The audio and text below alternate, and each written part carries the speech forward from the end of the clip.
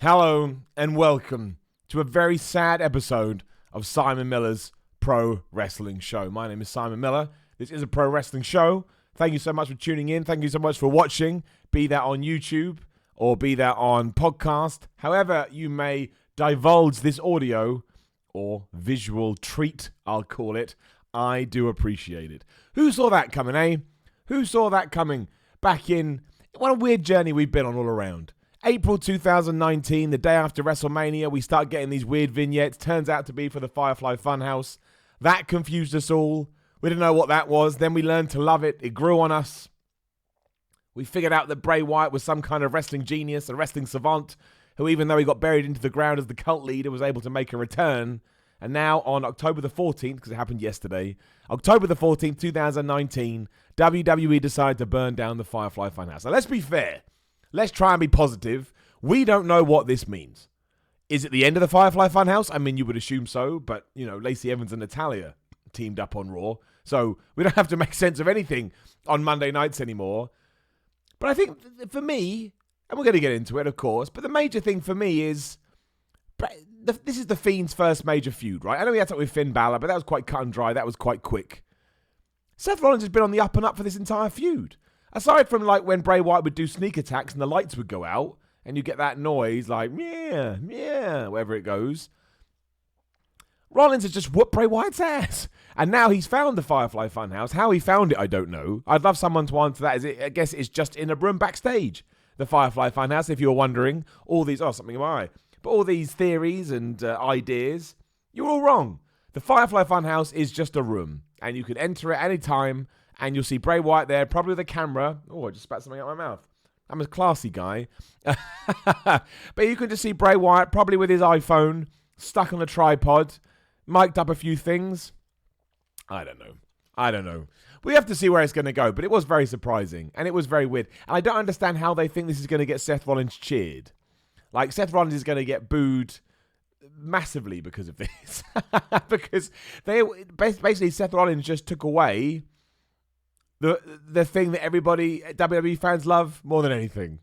I love it. At least it's fun. At least it's entertaining. I mean, sometimes for the wrong reasons, but I get a right kick out of it. Anyway, we'll get into it. A quick shout out to Jack Worrell in the super chat right away. Just throwing some money in there. I do appreciate it. And on that note, let's talk about super chats, of course. If you do want to help the show, if you do want to, because everything needs money. Let's not pretend otherwise to get the time to do this. Blah, blah, blah, blah, blah. There's a little dollar sign in the chat. You can say whatever you want. You can ask whatever you want. If you want to steer the podcast in a certain direction, you can. So yeah, all super chats would be appreciated. And of course, I've got a Patreon, patreon.com/Simon316. That's how I'm able to do anything on my YouTube channel. I use the money of that to not take on other jobs. I'm a freelancer by trade, and so on and so forth. And you get, again, all the description below has all the details. And if you haven't got any cash, or you don't want to put any cash in, get it. Give me a subscribe. That's all I ask. Subscribe to the channel. Get your mates to subscribe to my channel. If the number goes up, all is well. And of course, we are sponsored. They help me with my merchandise by pinsandknuckles.com. So check them out for all your merchandise needs. And I've got a special wrestling t-shirt up there as well. Where do we even begin? I will just start with Jesse Holbritton in the super chat. It says, can you shout out my son's channel, Black Ops with 2Ps 244? Done. Everyone go follow Jesse's son's channel, Black Ops, BLACKOPPS 244. It's good when kids get involved in YouTube. I find it's like a beneficial way to spend your time. I mean, you tell me. Let me know what you think about all this kind of stuff. Because my biggest worry, I don't understand. I mean, Bray Wyatt is on SmackDown. Start again. Rind it. There's so many issues I have, right? The first is, I don't want to be a negative Nancy, but I've got to go with my heart. I've got to go with my gut. Why are Bray Wyatt and Seth Rollins still fighting if one is on SmackDown and one is on Raw? If we're going to have a defined brand split and you really want to push it home, you really just have to say, right, that's it, we're done. And it would suck in many levels, but at least we wouldn't be already going back to this wild card-esque environment where everybody's on each show. Like, why was Lacey Evans on Raw? Lacey Evans got drafted to SmackDown. Why wasn't Kevin Owens on Raw? So many questions. But then we find out that at Crown Jewel, we're going to be doing Seth Rollins versus Bray Wyatt in a Falls Count Anywhere match. Forget the fact that Seth Rollins is also captain of Team Hogan, so he's pulling double duty, which is a bit Roman Reigns-like in the sense that at the moment the fans aren't on Seth Rollins' side, and yet we keep putting him in matches. That's what we did with Roman, and it didn't work. But in what world is the Universal Championship going to change hands in Saudi Arabia? You know, those cards to this point have mostly been filler, glorified house shows. I'm not saying that from a content point that's a bad thing. You can do whatever the hell you want. But my worry is if we have another match, especially a match that would, I don't know, favour the Fiend, I would suppose, given what he's like, why would we... I don't know my point. But if he loses again, what do we do with Bray Wyatt after that? It's going to be so hard to take that character seriously because he came up against his first hurdle and then he just lost. He lost at Hell in a Cell. You can, spin it any way you want, but he didn't win the championship and therefore in my head he lost. And if that happens again, that Falls Count Anywhere. Also, you can't just stop a Falls Count Anywhere match. You can't DQ. That doesn't exist. You can't do another referee stoppage because that's just going to make the internet explode. So what do? What do you do? I don't understand. I don't understand what we're doing. Because right now, if you look at the state of WWE, Seth Rollins is getting a lot of hate, right? He's getting a lot of hate. I don't think... Sometimes I worry he doesn't do himself too many favors. His Twitter account, I think... He just don't talk to the haters, man. Just leave the haters be. You don't need to worry about them. You're Seth Rollins, just smashing it. But the babyface run isn't working as well as it was doing, say, 6 months, a year ago. Whatever. That may be a bit soon. But if you can kind of feel that in the air and you can feel the environment, you can feel the winds of change, don't let Seth Rollins be the guy to burn down what is most people's favorite part of the show. All that's going to do is wind people up. And look, of course, it does not necessarily mean it's the end of the Firefly funhouse. We'll have to wait and see. But that's the insinuation. That's what makes sense in storyline. So if you are worried about that, you're perfectly within your rights to do that because that is the hint that we've got. I just don't understand where we're going with any of this. It feels like we put together the Bray Wyatt Seth Rollins match because it was cool. And it was cool. It really, really was. But then because we didn't have a finish, we're now panicking and all we're doing is deflating both of those guys. Whereas, post SummerSlam, Seth Rollins, good amount of love. The Fiend coming out with his destruction with the Finn Balor and the entrance. I don't know, man. I don't know. It's really confusing. Shout out to Michael Warner in the super chat who just says WWE hates us. I don't think they hate you, Mike. I think they overthink things. And I think sometimes they think they know best. You know what? More power to them. They've been doing this for however long they've been doing it. Maybe sometimes they're right. I would just say that in this instance, they're wrong. And I talk about this on Ups and Downs again. We're doing the podcast a bit early today because I've got to rock it out in an hour. But at 2 p.m., make sure you head over to What Culture Wrestling. You can watch Ups and Downs and we get into it today. But one of my points was, I think we just have to take a step back and accept that Seth Rollins is WWE's guy. And more power to them. Excellent. Great. They have chose Seth Rollins. They want to push Seth Rollins to the moon. They see something in Seth Rollins, and in their world, he's more important than Bray Wyatt. That's fine. It really, really is. That's their creative decision, and I respect them for doing it. The problem is, it's the complete opposite of what the fans want them to do. And that's where you get into this crazy situation, because if the fans don't want it, as we saw at Hell in a Cell, as we saw last night, because everybody was booing, you're going to piss them off.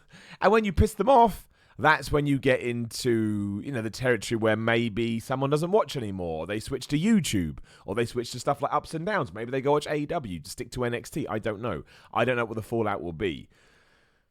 I just find it fascinating that I really respect the fact that they've chosen Seth Rollins to be their dude. But if it's not working, well, I don't understand why they can't take a step back and go, I'm not sure this is the right thing, guys. Why don't we try The Fiend, try Bray Wyatt and see how that works out? But we don't do that. Shout out to Matthew Bailey in the super chat. You'll love this, Matthew. Matthew says, was that supposed to be a Seth heel turn? Now, I thought the same thing. I think the majority of people thought the same thing. But according to Dave Meltzer of the Wrestling Observer, no, it was not. That was not meant to be a double turn. Now, Dave Meltzer is not always right.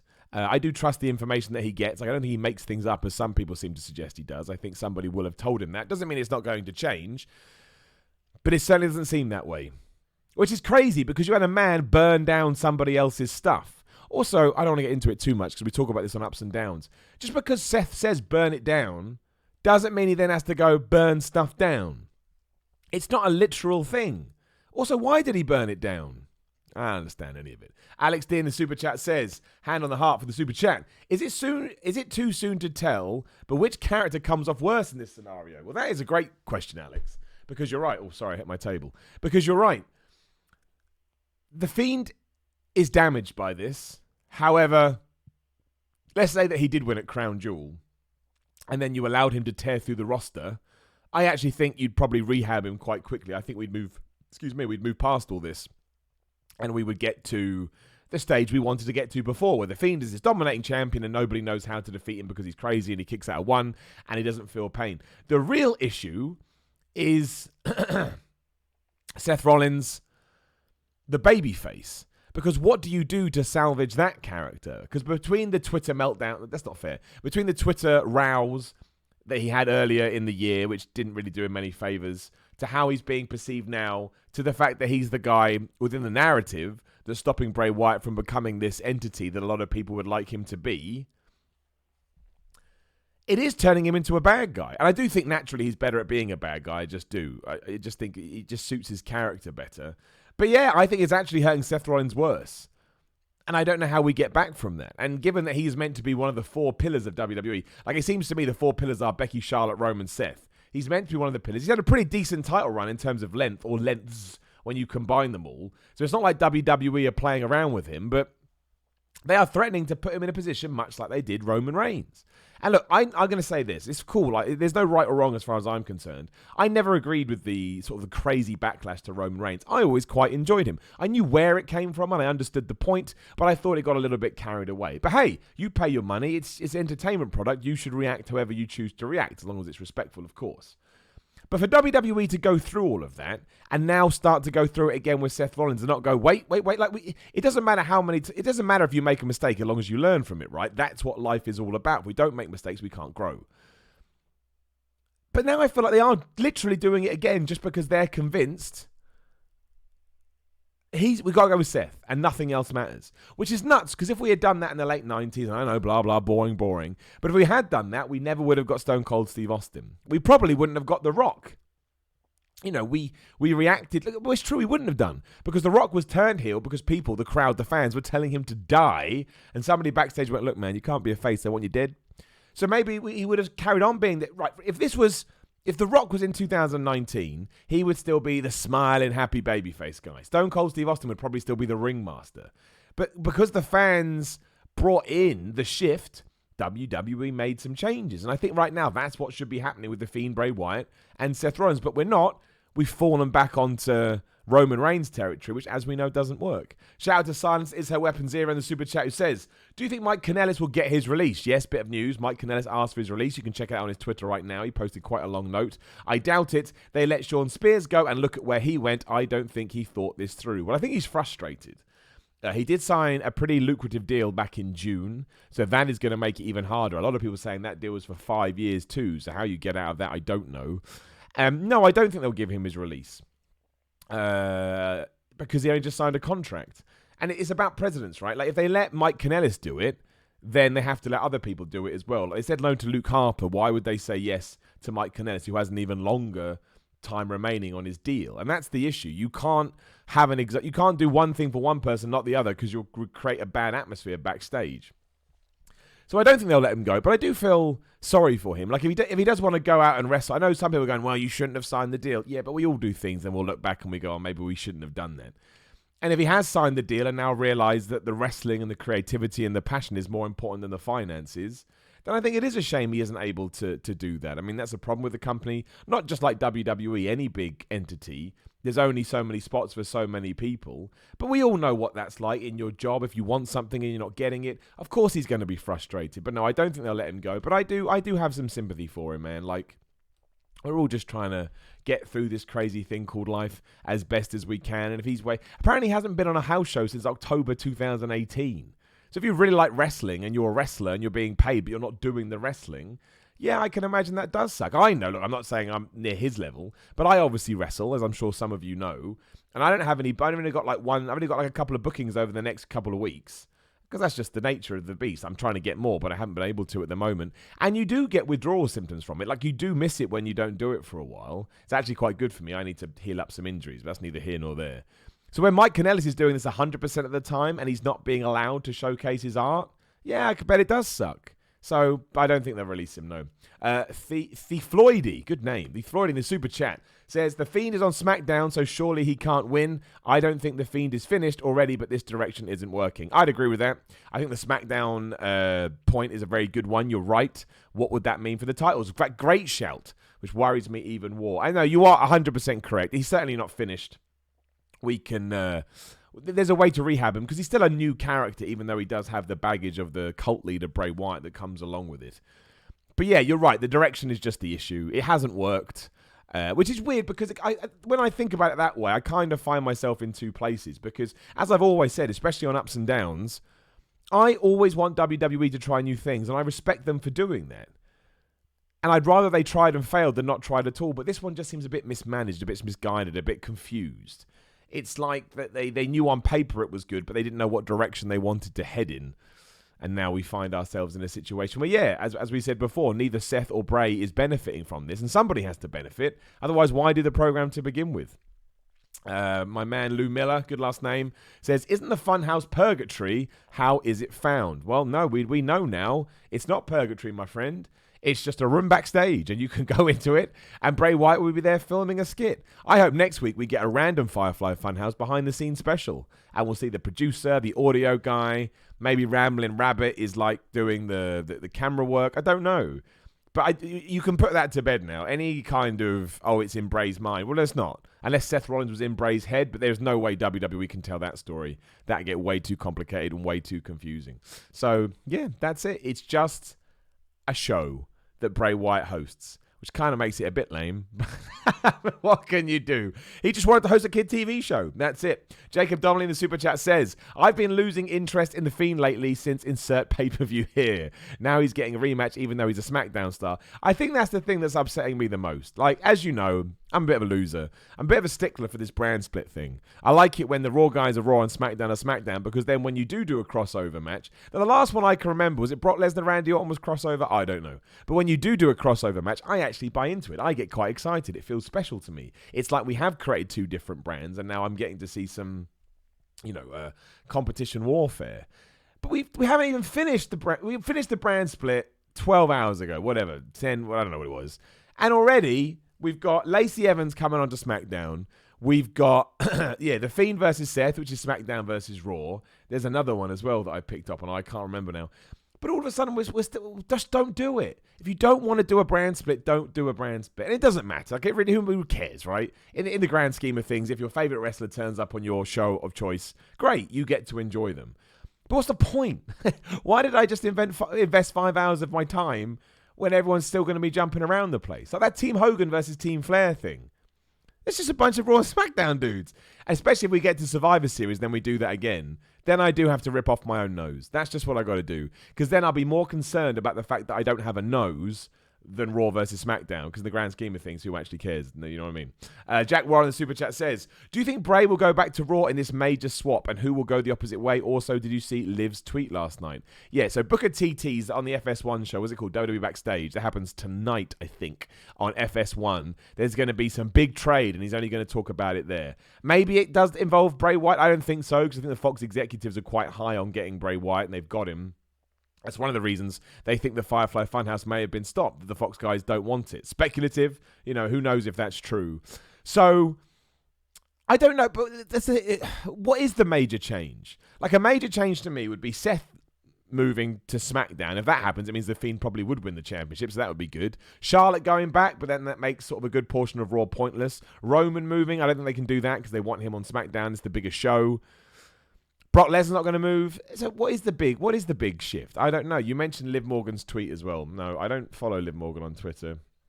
So even if I did, I probably wouldn't have seen it, to be honest. Let's have a look now. The table will wobble because it's really unsecure. She has said, Holy water cannot help you now. 1,000 armies couldn't keep me out. I don't want your money. I don't want your crown. See, I've come to burn your kingdom down. That's a very nice poem.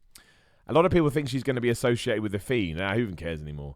I would have disagreed with that a few weeks ago. Now I'm like, do whatever you want. Do whatever you want. The Fiend is just another guy now. I'm not saying he's lost his magic, and as the dude said earlier, we can easily get him back, but just do whatever you want. Yeah, put Liv Morgan with him. Who cares? Why wasn't Liv Morgan's Natty's partner? Jake Chan in the super chat. How do you think WWE should use Aleister Black on Raw? Well, I like how they've started. Aleister Black should be treated like a hitman. Do you know what I mean? Like a guy you don't want to get in the ring with because he will systematically take you apart and then he'll boot you in the head and make you tap out. He's really good, Aleister Black. He's got an aura about him which makes him stand out from other wrestlers. I think he's got, I hate this term, but I understand that it speaks volumes to people. He's got an alternative look to him. Which people like that. People like that, especially if you're the younger demographic. And I think that's key. I don't want to get into ratings and nonsense like that, but when it comes to sort of teenagers and kids, which WWE is going after, someone like Ricochet is gold for that because he's so good in the ring and what he can do. But so is Aleister Black because, again, he's spooky is the wrong word, but he just has an atmosphere to him. I mean, he's probably more of a teenage guy. Sort of, teenagers would warm to him. I don't want to call him emo because I feel like that it's not fair either. But do you know what I mean? He kind of has that. So he should be pushed. He should be treated like a big deal, and he should get to the main event as soon as possible. Like, he's got the talent. If you've seen any of his indie work, it's not like he's a brand new guy. He's got the experience. I know Paul Heyman is high, or so people say that Paul Heyman is high on him. So fingers crossed. That is, that's what happens to him. I'd accept an AJ Styles versus Aleister Black program with Aleister Black winning the US Championship, does that for a bit, and then move on to fight for the Universal title. Absolutely. I think he'd be great, and I think he'd offer something completely unique. And unique is what you want in wrestling, especially at the moment when a lot of people feel very cookie cutter. I was watching wrestling the other day with someone that doesn't watch wrestling, and they were intrigued about the Fox stuff. And honestly, they said, I've said this before, it happens a lot though. They saw Roman Reigns and Seth Rollins in that opening match on SmackDown, and they were like, why are they the same person? Like, they are the same person. So it's difficult to fight back against that. Chicken Salad in the super chat says, I just can't wait for Friday Night Kablowie, lol. You're damn right. If you want to know what that's about, search for Kayfabe News on YouTube, give it a subscribe. Satirical wrestling news for 2019. And this week we did announce AEW Friday Night Kablowie to take on WWE SmackDown. It's the kind of level you're working with Kayfabe News, so don't say I didn't warn you. And it's just me in a wig. So many people say, Miller, I thought this was real. Well, if you can't figure that out within 2 seconds, I don't believe that's my fault. That may be on you. Who is next in the super chat? James Sims, my man. Of course, please throw a super chat in there if you fancy. James Sims. I think the trade that Booker mentioned is the Fiend back to Raw to win the title. A lot of people saying that. A lot of people going with this Fiend idea. I mean, it could be, but then what was the point of... I don't know. I mean, it's got to be... I'm kind of in two places with that. It's got to be a big name, otherwise Booker T is talking nonsense. But if we do just shift Bray Wyatt back, it's a bit like... Well, that was a waste of our lives. I don't know, mate. You know what? Out of all the big names, he probably is the most sensible one. And then, yes, it will please us because at Crown Jewel he can win the title, which would be nuts. Title changes on Saudi Arabia shows seem so out of whack right now. So maybe it should be that. Maybe that's the best one to do. Maybe Booker T announces that he's going to be on a brand. James Martin in the Super Chat says, with Bray on SmackDown and the brand split set in stone, which he put in inverted commas, which I appreciate, could the Fiend be rehabilitated if he destroys Seth and just leaves without pinning him? I mean, execution is everything, James, so potentially. But then you have to ask the question, why wouldn't he want to take the title? Like, no matter who you are, no matter how crazy you are in the head or whatever your motivations are, if you've beaten up somebody that you hate, that you despise, that you want revenge on, the ultimate way to do that is to then beat them properly and take something away that means something to them. So I don't know why he wouldn't do that. That's the issue. I just asked the question, but why didn't you take the title as well? Why? And also, if we're going to go that far to the point that the Fiend absolutely kills Seth Rollins at Crown Jewel, just have him beat him. Go all the way, have him beat him. Like, it's different now. If this had happened 3 weeks ago, I'd have said, terrible idea. But it's different. We're a month on. So just do what we did with Kane. If you really don't want Bray Wyatt to be the champion, at least let him win the belt for 24 hours, a day, a month, a week, whatever, and then take it back off of him. Now, there is the counterpoint to that, where you'll say, yeah, but that's going to hurt him more. And maybe it will do, but if you're putting him in this situation, at one point he's got to get a victory to justify his persona, to justify his character, to justify the way he acts. That's why, out of all of WWE right now, the two best turns, the two best characters are the Kabuki Warriors and Bayley. Because they changed their mindset, they changed their approach, they changed their moral code, and the Kabuki Warriors are tag team champions, and Bayley is a SmackDown Women's Champion. So it worked. They justified their actions, and a heel has to be able to justify their actions for you to hate them. Otherwise, you get Bray Wyatt, where you're like, well, you don't do anything, bro. You say you're going to do anything, but you don't. Same with Shinsuke Nakamura. Why did Shinsuke Nakamura's heel turn kind of run out of steam? Because he changed things up, but he wasn't able to get the job done. So you're like, why did you bother? it wasn't worth it. It wasn't worth it. Peyton Johnson in the super chat very nicely says, your wrestling journey is incredibly inspiring. Thank you, Peyton. I appreciate that. Quick cheap plug at the moment. If you're on my YouTube channel when we're done here, you can check out a match I had recently with David Starr, who's a pretty big deal on the independent wrestling scene, if I do say so myself. Thank you to everybody that left nice comments on that. And thank you for everyone that watched it. And gave me feedback. You know, I always appreciate it. I put myself out there. I'm happy to get good news, bad news, middle news. As long as it's constructive, I feel like it's a massive help. So thanks, Peyton. To think that you're inspired by it kind of blows my brain a little bit. I mean, you kind of hope that thing would happen, but hearing it from someone that, you know, you're just chatting to on the internet is a big deal to me. So thanks, man. I'll give you a bow. There you go. Have a little bow. Michael Warner in the super chat says, I am still uncomfortable seeing Hulk Hogan. I mean, it's a controversial subject. I've made my thoughts and opinions on it very clear, and most of the time people come and yell at me, which is fine. Like we've just said, you're more than allowed to. I would rather not see Hulk Hogan on TV anymore. We're just going to leave it like that. That's my headline. You know, as to the reasons why. I understand that I am not the person to comment on things like that. At least not an authority, I should say. Not an authority to comment on things like that. But that's just for the same thing. It just makes me a little bit uncomfortable. But, you know, we live in a democracy, and if the majority of people want that, great. But I'll just put my hands up and say, not for me. And I think that's how the world should go round. Jacob Donnelly in the super chat makes a great point. I said this on Ups and Downs. I was having flashbacks to Randy Orton burning down the Wyatt family compound. That's the worst name. We're almost in Bugs in the Ring territory now. I don't understand why that is the go-to when it comes to Bray Wyatt. Why is it, well, let's just burn it down? Lol, haha. I mean, that's why, because they knew what Seth Rollins' catchphrase was. But why does he have to burn everything down? Why can't he, not burn it down? Here, I've got an idea, Seth. How about we don't do it? I don't know. It didn't really work with Randy Orton. Maybe they think it did. Or maybe they're trying to rehab it and they think, well, let's do this. I haven't got an answer for you, Jacob. I'd love to have an answer for you. I don't have one. Randy Orton burned down Abigail's shed, and now Seth Rollins has burned down the Firefly funhouse. It's just arson.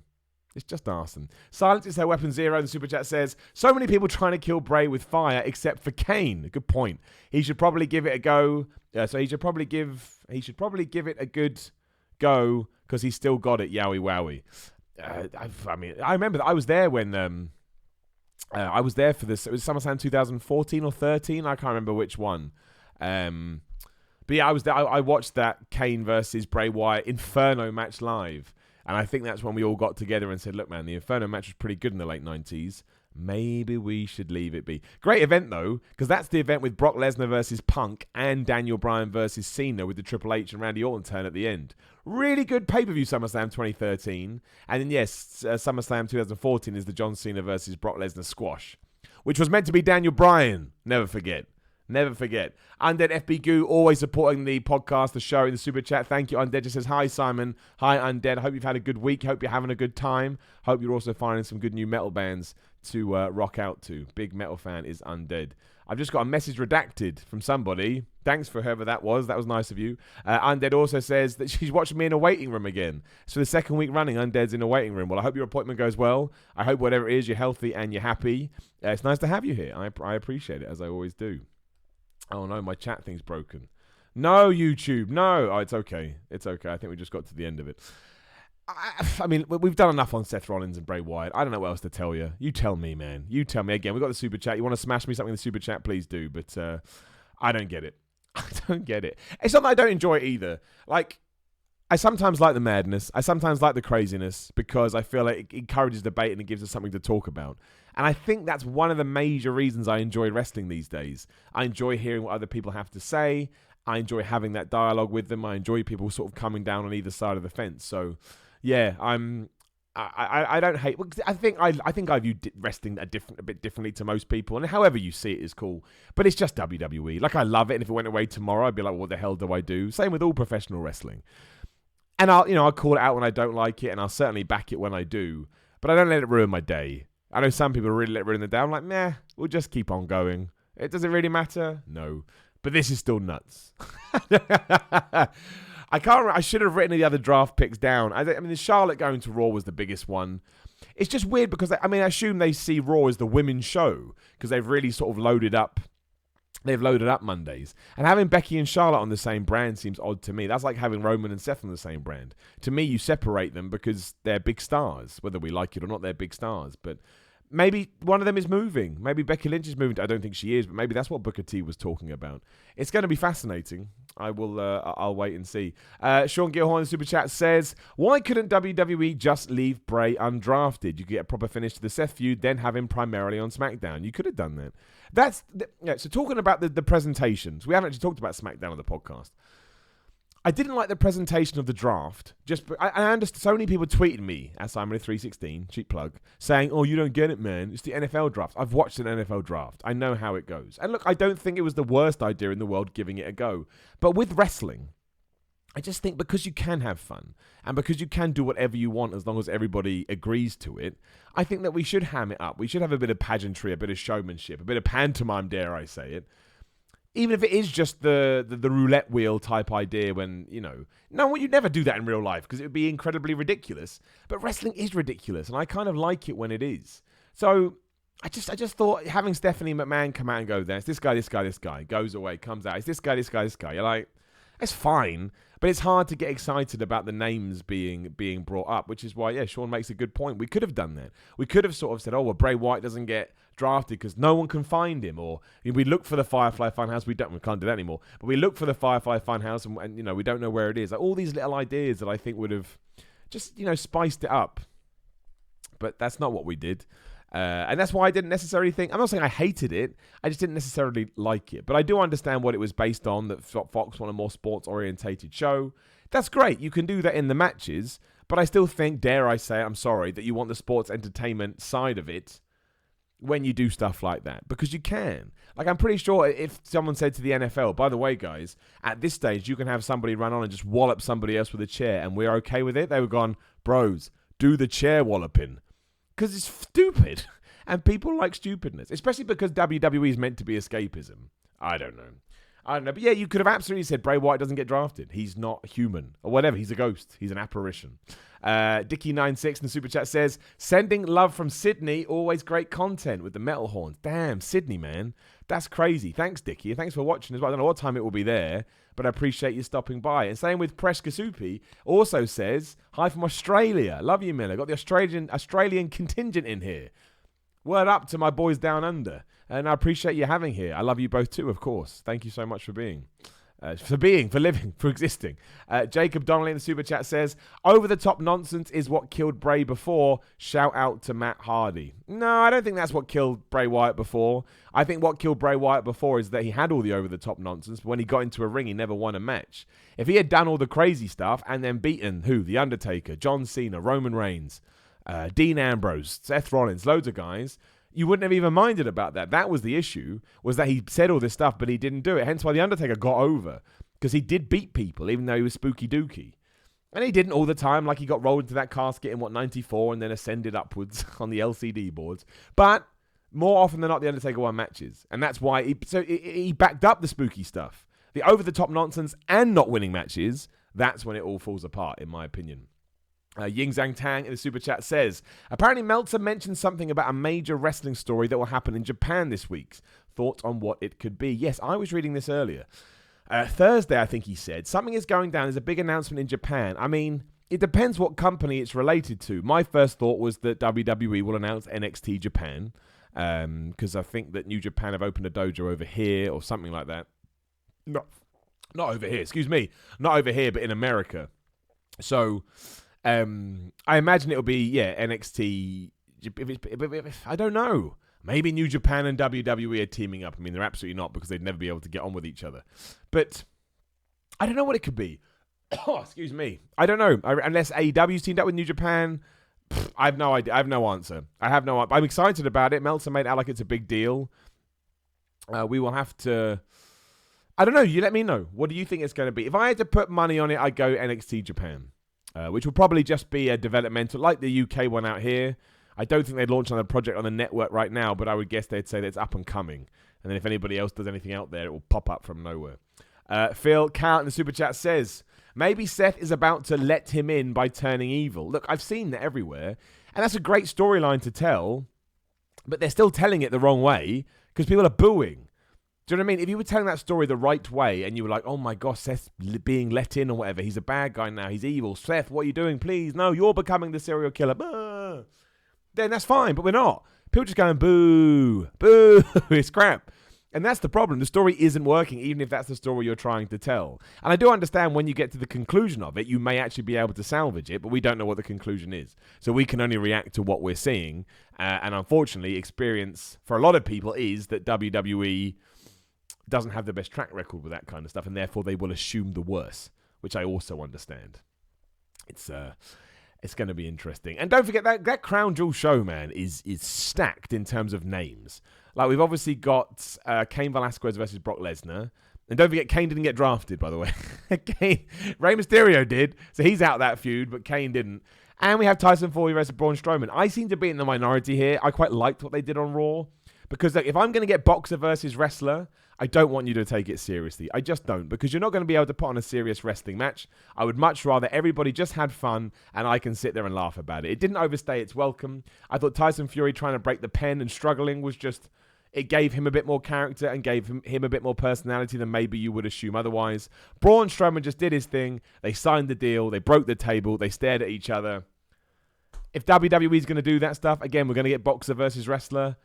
That's what I want. That's what I want. I thought it was okay. We're not going to go back to the days where Floyd Mayweather is baking the Big Show's nose. I don't think we live in those times anymore. But I didn't hate it, and I smiled throughout it, so I can't really knock it. So, Viva La Eric 21, which is a great name. First time donating. Thanks, man.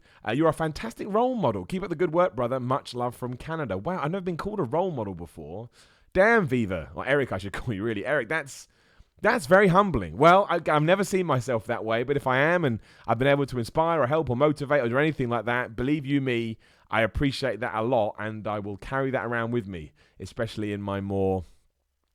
introspective moments. So thank you, man, and thank you for throwing some money in the super chat pot. Again, more motivation for me to keep doing this stuff. Love how many people are watching right now. Love the super chats. Love everybody chatting in the chat too. So just thank you very much. And look, while there is a few people here, again, if you could smash the subscribe button if you haven't already, I certainly would appreciate it. AJ Parker says, Nikki Croc says, I need some woo chew, lol, with a smiley face. Again, that's kayfabe news, buddies.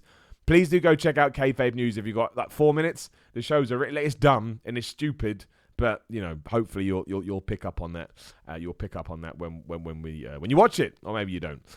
I'm trying to think what else that we should talk about that's gone down. I don't think there's anything major apart from the Seth Rollins having 2 matches on.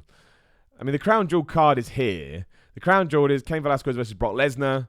WWE title apparently on the line now. That's been the state of some confusion. Universal title Falls Count Anywhere, The Fiend versus Seth Rollins. We've got this World Cup Tag Team Turmoil match, which is the Viking Raiders, who did win the Raw Tag Team belts, we'll talk about in a second, versus The Revival, versus The New Day, versus Dolph Ziggler and Robert Roode, versus Heavy Machinery, versus Lucha House Party, versus Ryder and Hawkins, versus the OC, versus the B Team. So they've all been worked onto the show. Team Hogan versus Team Flair, which right now is Seth, Rusev, and Ricochet, plus 2 more, versus Randy Orton, Torley Baldy, that's Baron Corbin, Bobby Lashley, Nakamura, and 1 more. Strowman versus Fury, Cesaro versus Mansoor, there you go, and Roman Reigns gets versus TBA. Got to get Roman Reigns in there. I presume he'll fight Luke Harper or Eric Rowan or something like that. Yeah, Heavy Machinery, what is going on? I'm getting old. What the hell are they called? The Viking Raiders winning the tag team titles on Raw. I was all right with it. I think it was quite ridiculous because Rude and Ziggler have been a team for a minute and they never really had any proper feuds and now they're out the door already. But they were never ever going to be an established tag team because how quickly they were rushed into a spot they needed to be when Seth and Braun were the champions. I kind of figured, okay, this is the short term, which it was. So I hope, I guess is the right word, that this can act as a catalyst or a jumping on point for start taking the tag team division seriously. As nuts as the name problem was, the Viking Raiders are a very good team, and I think they showed that on Raw. I thought that match was really, really fun. Just an entertainment, exciting match. So if you build them up right and you give them good feuds, I really think you can establish something there. So it is a bit crazy that we've kind of hot-shotted those titles around, but hell yeah, man, go with it. Same with the women's tag team titles. Great idea. I mean, it makes no sense that this doesn't go for all the championships, but Kairi Sane and Asuka are drafted to Raw, but they can appear on both brands while they are the champions. I would do that for all the belts. I'd have 1 set of tag, 1 women's tag, 1 women's, 1 world, and I'd let all the guys move around. I just think that opens the door for so much more fun, and I think you bring a certain legitimacy back to what you're trying to do. However, if you were only going to do it with Asuka and Kairi Sane, at least I just think that works. I'd much rather that than just stick all the women on one brand. I think it's a good idea at all. Also, I like Kairi and Asuka as heels. I think it's mostly because they now actually get to feature on television. I think that's a huge reason for it. And I did think her... Oh, of course, we got to talk about Lacey Evans. I did think those two versus Lacey Evans and Natalya went a little bit too long. I don't think you ever need a match that long on a show like Raw, especially in the third hour when people are getting worn out. You know what? Let's just do Lacey Evans now. Actually, do this first. Luke Pawley in the Super Chat says, do you sell your shoulder? Maybe a long-term story. Do you mean like because I got injured and I'm still a wrestler? Is that what you mean, Luke? I assume so. I'll sell my shoulder if the story of the match dictates that I should. If somebody works my shoulder, I will sell it, and maybe I'll sell it more because I've had injuries there before.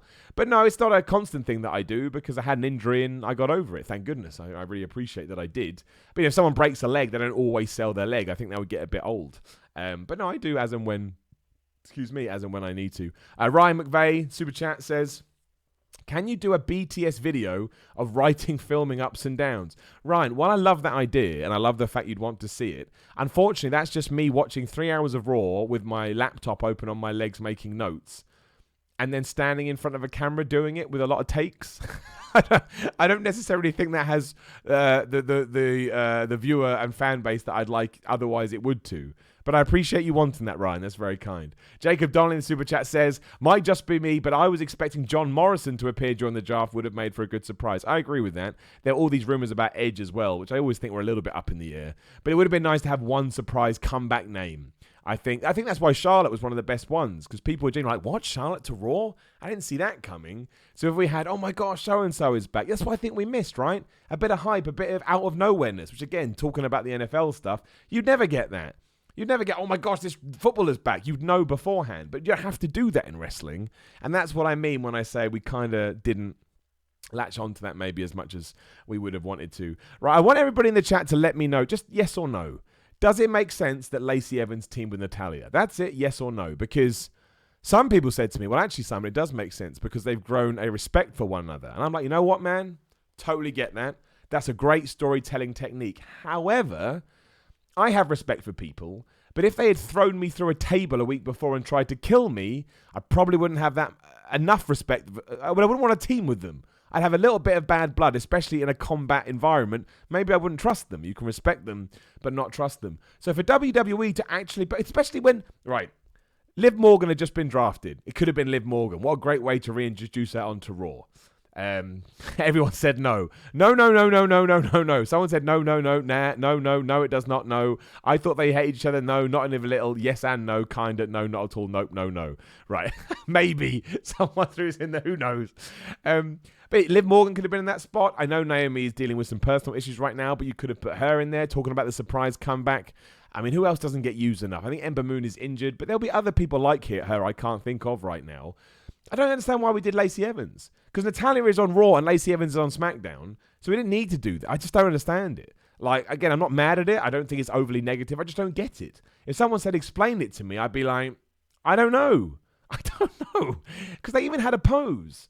They did back-to-back pose at the top of the entranceway. You tell me. I said that a lot on Ups and Downs today. You tell me. Because I don't know. It's funny. It's funny. It makes me laugh. It really does, WWE. But hey, I like it when it creates a reaction because we get to do stuff like this and we get to talk about it. Other than that, I like the fact the OC and the Street Profits are feuding. Finally, the Street Profits have a program. I think that was long overdue. I was worried we'd get into that point where it's like, well, we're actually backstage dudes as opposed from wrestlers, which they're not. They're really good in the ring. I'm going to guess that the third guy is Booker T because I think that match is going to happen at Saudi Arabia. Oh, no, wait, the OC. Actually, no, I've got that wrong because the OC are in the turmoil match. Sugar, I said that on. Well, things can change all the time. I still think it's going to be Booker T. Don't know why. I'll be wrong now. Jacob Donnelly in the Super Chat says, my brother predicted Lacey Evans as a complete joke and we were in tears of laughter when she came out. You see, that's why, Jacob, I quite like it when those things happen because I laugh a lot of stuff like that. Well, I've never laughed so much than when Shane McMahon became the best in the world. That's one of my favourite things ever because it's so dumb. But I like the dumbness. And that just reminded me of something else that we should have talked about. You jolted my brain. Sorry, a comparison, yeah. Like when Zelina Vega called the 4 horsewomen the 4 horse faces. I was just like, that is the worst insult ever. Like anyone's going to be upset by someone calling them a horse face. I did like it though. Also, let's give some props to WWE. They kept all their couples together and probably went out of their way to do so as well. So Zelina Vega and Aleister Black are on Raw. Seth and Becky are on Raw. Andrade and Charlotte on Raw. That's probably why Charlotte came across. Why Andrade came across. I think Charlotte probably controls that. So, and then Carmella got moved to SmackDown because that's what Corey Graves does now. That's why they broke up R-Truth and Carmella. Although, do you know what? I actually like that they've done that because we got in there. Like, never let anything overstay its welcome. Like, always be on the front foot with it. And that could only have gone on for so long. So, and it upset me, right? I got a reaction. I was like, oh, no, I like those two together. Far better than, thank goodness for that. My word, did they take a long amount of time. Jim Girdler says, do you think Rollins is heel now in the super chat? No, my friend. Unfortunately not. I mean, look, they could change their minds, but the wrestling news peeps are all saying that was not meant to be a heel turn. I mean, it all depends on what you think a heel and a face is today, right? WWE sticks to faces and heels more than something like AEW, and New Japan kind of skirts around with them as well. But no, that was not meant to be any kind of heel turn. Seth is the face, Bray is the heel. That's not how it's going to go down. I think that this could Roman Reigns, Seth, as we've mentioned, but I hope it doesn't. Because I don't want to. It's not fun television when that happens. It's just not. Ryan McVeigh in the super chat says, maybe bloopers of you filming ups and downs then, lol. I could do that. I'd have to start saving my bloopers. All right, I'll start saving my bloopers from now on, and I'll sell them to Phil over at Send them to Phil over at What Culture, and he can do whatever he so wishes with them. If there's a demand for it, I'll do it. To me, if somebody wants to watch something, then that's the reason to do it, right? That's the only reason to do something. I hope that people watch. So, yeah, I will. I will look into it for you, my friend, and I'll let you know. I'll let you know what goes down. Other than that, I think that's pretty much all the stuff that went down on Raw. If I missed anything else, drop it in the comments, and we can talk about it. I'm just zooming through to make sure. We talked about the Mike Kanellis stuff. Sami Zayn was interesting. Sami Zayn got drafted as a manager. Now, I'm not saying that Sami Zayn was ever going to be sort of the top of the top in WWE, given the way they look at people. But I find it very strange that Sami Zayn is now considered a manager. I mean, it's good because it stops him losing. And he was just a jobber, a glorified jobber anyway. He lost all the time. But I don't know. That surprises me a lot. I feel like they have something with Sami Zayn, especially if you go back and watch his NXT run. But I guess they just don't see it. And now he's Shinsuke. Although I do believe eventually we'll get a Shinsuke versus Sami Zayn program. Because that's where you've got to go with it, right? And then Sami Zayn can get back in the ring. And that could ultimately babyface one of them quite well. So maybe that could turn out to be all right. But it did surprise me in the draft that they went together. Paul the Cripple, that's an interesting name in the super chat, says, I thought WWE announced that Raw was drafting 41, setting up Morrison on edge as the final surprise pick. Well, we're not done with the draft. A lot of guys are free agents, so they could do something like that. I mean, they probably should have done it on Raw. So maybe maybe that's what Booker T was talking about.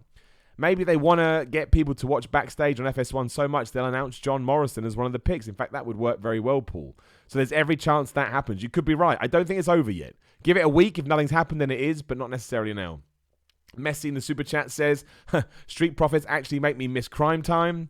I mean, aside from the horrendous nature of that gimmick, I did like JTG and Chad, and what's his name, Shad Gaspard. Those two were great. I thought they were a really good team. Really, really funny. Again, gimmick left a lot to be desired.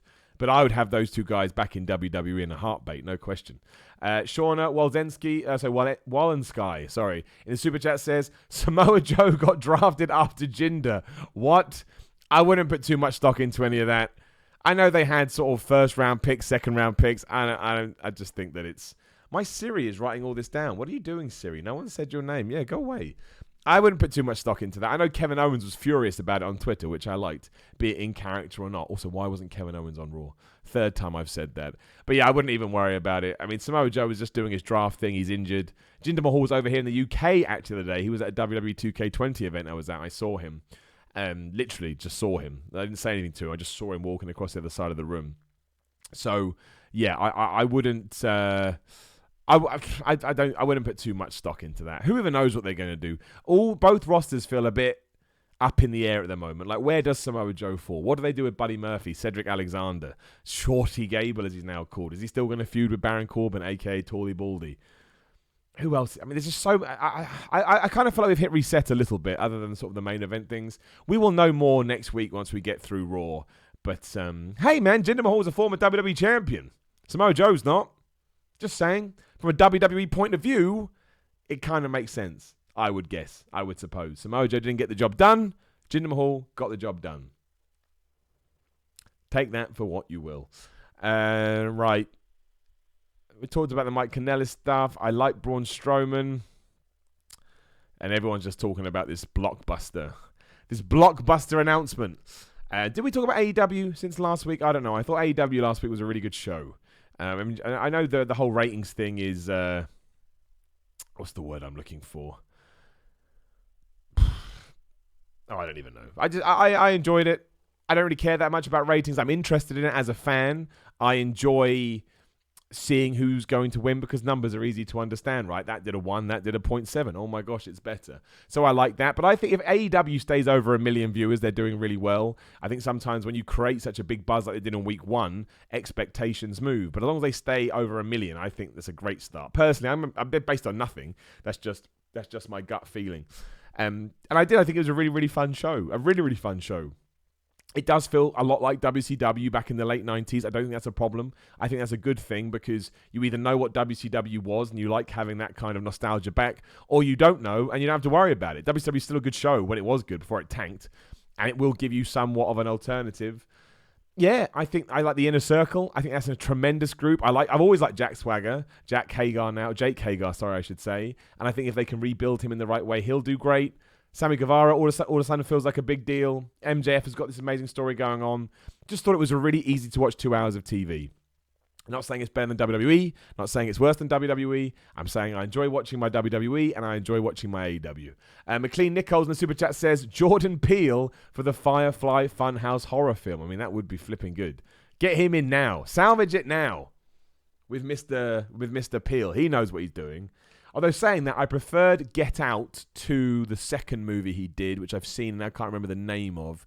I thought Get Out was better, but the second one still left me super intrigued. And that's all I really need. Nighttime Sky in the Super Chat says, little something for your personal projects. Well, that is very nice. Thank you. That means a lot to me, that does.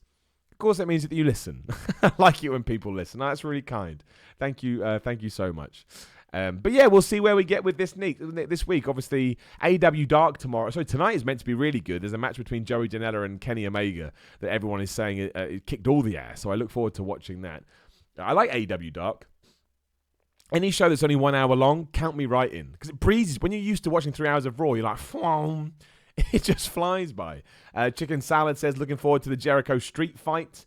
Yeah, that's Darby Allin tomorrow, right? So it should be cool. So there's a lot to look forward to. And I want to see what they're going to do with SmackDown. This is the first SmackDown where we actually get an idea of the direction we're going in. The draft is done. We know who's going to be where. The rating was a bit crazy to drop 1 million people. That's just nuts, no matter how you look at it. Even with or without The Rock, to drop 1 million people blows my mind. But we need to see where it's going to even out. All it takes is one interesting story, one character to blow up and actually win to get people back on board. So I'm not counting any... Us, thank you very much. That was the second film. Appreciate it, Kylo. But yeah, WWE has hit a bit of a snag since the Hell in a Cell pay-per-view, but I do think they're a bit backs against the wall damage control, and that's always going to take a little while to sort out. The filler... I get your name right every time, man. The Phil the Legend. 3 times it takes me. It's weird how WWE have shown arsonists' faces. Can't argue with you. Can't argue with you, my friend. And in fact, on that note, we're going to draw things to the close because I do need to get in my car and I need to rocket to London. I won't tell you what I'm doing just yet. I'll wait till it's all confirmed, then I'll drop it on you. Kind of exciting, though. Should be good. But yes, I don't know. Seth Rollins is an arsonist, and do you know what? We're the fools. He told us he was an arsonist ever since he's been saying burn it down. We didn't listen. But he is a Fiend Slayer now. He's a Firefly. He's a Beast Slayer, a Monster Slayer, and a Firefly Funhouse Slayer. I hate that term. There's too many F's and L's in it. But look, thank you so much for watching. We launched a little bit earlier today, but you're still all tuned in. It means the world to me. At Simon316 on Twitter and Instagram. Give me a follow. More importantly than that, please do subscribe to the channel. I'd really appreciate it. Patreon.com/Simon316 is how you can support all of my projects. And there's a bunch of stuff up there too. T-shirts, postcards, personalized messages. And anybody that threw some money in the super chat, you have no idea how much it means to me. We'll end with my man Sean Gihorn, who says in the super chat, it seems like Raw is heading to be the wrestling show with the women and younger, more athletic talent, while SmackDown has the more sports entertainment type roster. It's funny you say that because you're not wrong, especially with the young up-and-comers.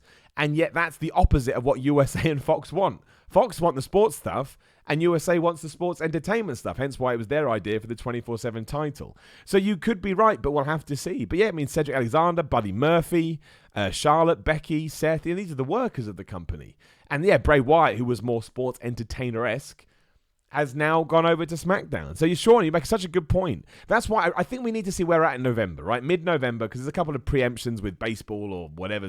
Shows are going to move around to different channels. Mid to late November, as we get towards the end of 2019 and Survivor Series comes into play and then the Royal Rumble, only then are we going to have a better idea of where we're at. Right now, it's all speculative.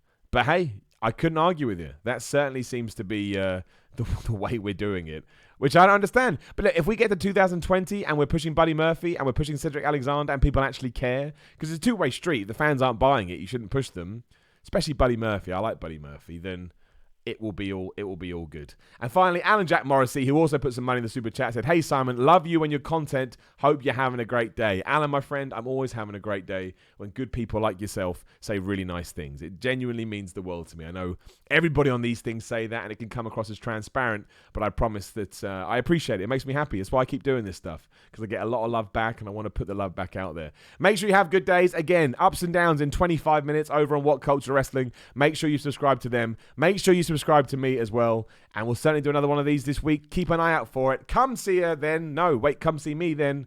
It's just too hot. I wore my hood. It was a mistake. See ya.